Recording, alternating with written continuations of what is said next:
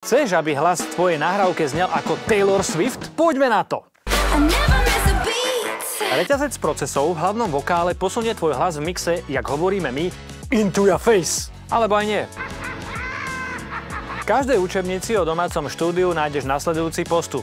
Gate, equalizer, kompresor, exciter alebo saturátor, DSR, limiter, reverb, delay, no a na záver znova equalizer. Gate znižuje nežiaduci šum pozadia, ako je dýchanie alebo brum, mláskanie a iné nádychy.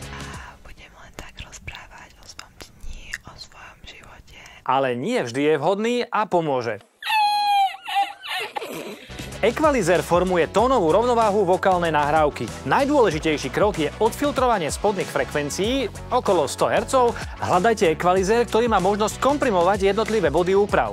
No a samozrejme kompresor, ktorý dodáva rozsah, tlmí náhle zmeny v hlasitosti a vytvára konzistentnejšiu a kontrolovateľnejšiu nahrávku. Exciter alebo saturátor prvý zdôrazňuje obsah vysokých frekvencií vokálu, čím dodáva jas a vzdušnosť. Za to druhý, teda saturátor, dodáva sítosť harmonickým skreslením a tým robí vokál bohatší. Dobre si rozmyslí, ktorý použiješ. Závisí to od toho, čo nahrávka potrebuje. Následne môže prísť DSR, ktorý znižuje nadmerné syčanie, drsné zvuky ako SČ, ŠCS a tak ďalej. Najskôr si zanalizuj, ktorá frekvencia vystreluje a tam zatlač DSR-om. No a samozrejme limiter. Je to akýsi zahladzovač dynamiky a zabraňuje skresleniu. S nastaveniami treba robiť opatrne, aby ste si nezničili nahrávku. No a samozrejme reverb alebo delay. Je najlepšie ho zavesiť ako efektový alebo sendový track. O tomto procese si povieme presnejšie v niektorom z nasledujúcich videí. No a na záver equalizer na jemné doladenie v celkovom mixe. A teraz prichádza dôležitá poznámka. Poradie týchto procesov sa môže líšiť v závislosti od špecifických potrieb. Napríklad, keď chceš mať silný room alebo reverb, zavesíš ho pred kompresor.